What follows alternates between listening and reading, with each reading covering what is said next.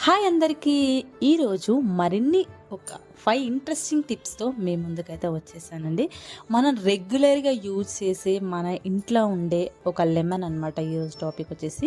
ఈ లెమన్‌తోని ఒక 5 యూజెస్ అయితే నేను చెప్తానండి. అంతకన్నా ఎక్కువ కూడా ఉంటుండొచ్చు. ఐ థింక్ మీకు తెలిసి కూడా ఉంటుండొచ్చు.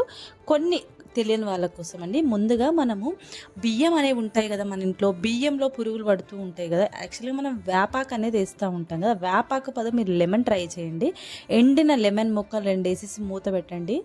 పురుగులు పోతాయి, ప్లస్ స్మెల్ కూడా చాలా బాగుంటుంది. సెకండ్ వన్ వచ్చేసి మనము సిల్వర్ ఐటమ్స్ తోముకోవడానికి టైం లేనప్పుడు ఇన్స్టాంట్గా వెంటనే ఎక్కడికైనా వెళ్ళేటప్పుడు క్లీన్ చేసుకోవాలనుకుంటే బేకింగ్ సోడా కొంచెం వేసేసి, కొంచెం వాటర్ వేసేసి, లెమన్ వేసేసేయండి.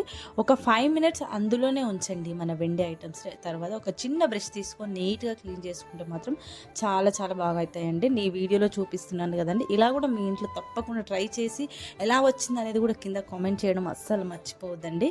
మీ కామెంట్ నాకు చాలా చాలా ఇంపార్టెంట్. అదేవిధంగా ఏదన్నా యూస్ఫుల్ వచ్చే వీడియో కావాలంటే కూడా కింద కామెంట్ చేయండి. అలాగే మనం ఆనియన్స్ కోసినా లేదంటే వెల్లిపాయలు, అల్లం తీసినప్పుడు కూడా మన చేతులు అనేది అదే స్మెల్ వస్తూ ఉంటాయి. చాలా బ్రష్ పెట్టి ఈవెన్ సోప్ పెట్టి కడుక్కున్నా వస్తాయి. అలా కాకుండా స్మెల్ రావద్దు అనుకుంటే ఒక లెమన్ని అంటే వాడి పడేసిందైనా పర్లేదు, ఫ్రెష్‌దైనా కొంచెం ఒక డ్రాప్స్ అన్ని వేసుకోండి. పూర్తి ఒక లెమన్ అయినా పర్లేదు. మీ చేతిలోకి బాగా రాసేసుకొని మంచిగా కడిగేసుకోండి. ఆ స్మెల్ అస్సలు రాదు. ఇంకా మీకు ఎక్స్ట్రా లెమన్ స్మెల్ అది చాలా చాలా బాగుంటుందండి. ఇంకొక విషయం, ఇల్లు తుడిచేటప్పుడు కూడా లెమన్ వేసేసి తుడిస్తే ఈగలు, చీమలు రాకుండా ఉంటాయండి. ఇంకోటి, ఫ్రిడ్జ్‌లో ఓపెన్ చేయగానే కొందరు ఫ్రిడ్జ్‌లలో వాసన వస్తూ ఉంటుంది కదా! అలా రాకుండా ఉండాలంటే ఒక లెమన్ కట్ చేసి ఏదో ఒక మూల, నేను చూపిస్తున్నాను మిడిల్‌లో ఐదర్ సైడ్స్‌కైనా పెట్టేసేయండి. దానివల్ల కూడా ఫ్రిడ్జ్‌లో స్మెల్ అనేది రాకుండా ఉంటుంది. డోర్ ఓపెన్ చేసి క్లోజ్ చేసినప్పుడు మీకు కూడా మంచి లెమన్ స్మెల్ వస్తుందండి. ఇలా నేను చెప్పేది ప్రతిదీ మీరు ఇంట్లో ట్రై చేయాలి. అండ్ ఆల్సో నాకు కింద కమెంట్ చేయడం అస్సలు మర్చిపోవద్దు.